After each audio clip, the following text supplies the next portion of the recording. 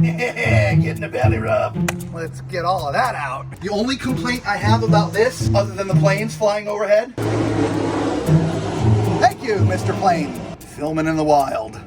Ouch. I can't tell what it is. Boing. Those are kind of cool. All right, one more time. Boing.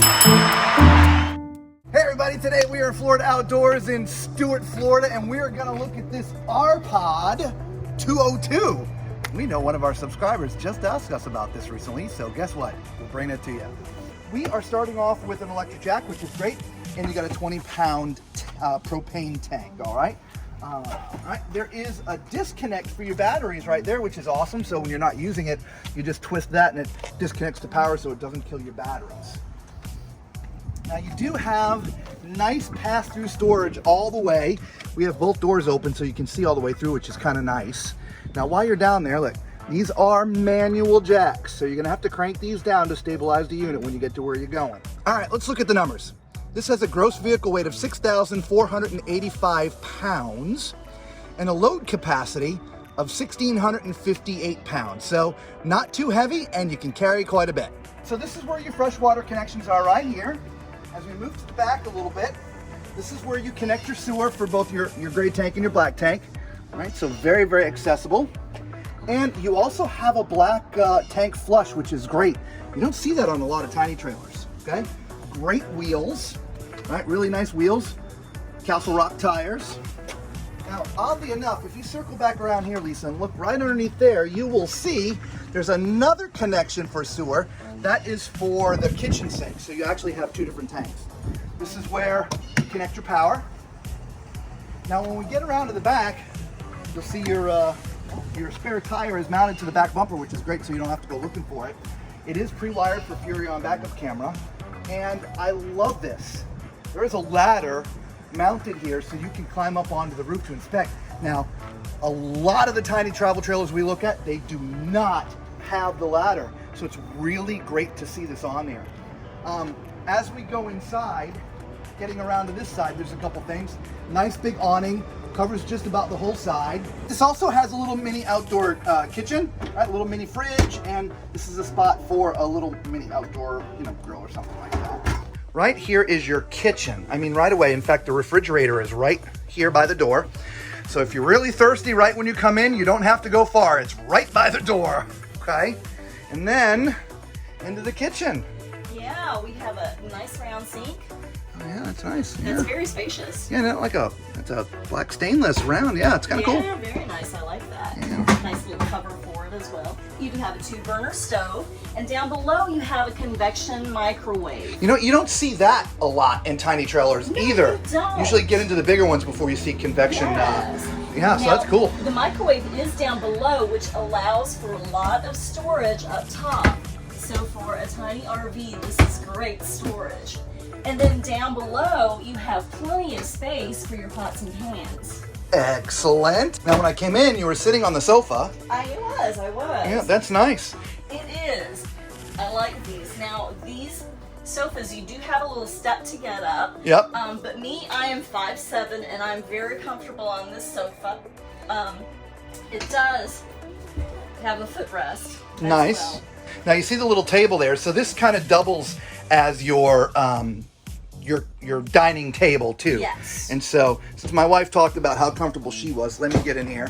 Just in case y'all don't know, I'm 6'4", and so I find it challenging in a lot of areas of RVs. So this is actually very, very comfortable.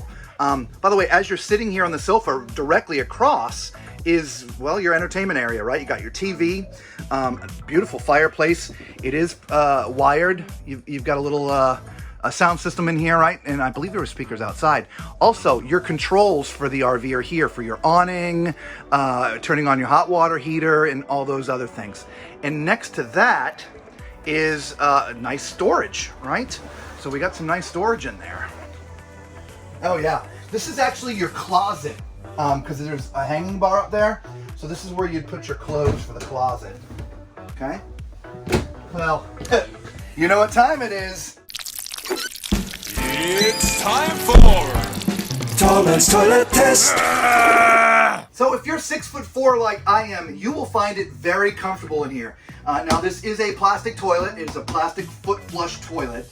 But from a standpoint of height and room, this is great. I got plenty of leg room. I've got plenty of width. So this one is definitely. Now to the right here is your bathroom sink. And you do have some counter space here. A lot of the corner type sinks, they have very little counter space. This is some nice counter space for your toiletries and things like that. Up above here, you've got your medicine chest to store all those things, and a nice mirror. And what's nice, it's tall. So for the tall man, you can see where she's holding it. You can see yourself in the mirror, so that's pretty good. To the right of that is a place to put all your towels, right? We always talk about in bathrooms, places to store towels and linens and things. This has got some generous storage for that. You also have a couple of drawers and some storage underneath. Now, because of the piping, it's not full storage, but that's actually not too bad. Okay? So, let's climb in the shower and give that a test. As you can see, my head is in the bubble. Now, I'm about an inch to an inch and a half from touching the top of the bubble. Okay? So if you're any taller than 6'5.5", it's going to be a little tight. Okay, I am wearing sneakers, so that makes it a little bit tighter. So I would say 6'6" maximum being in the bubble. Okay, but if you're my height, as you can see, I fit fine. Now this is tiny. All right, from left to right, I'm in here, but it's tiny. You all right?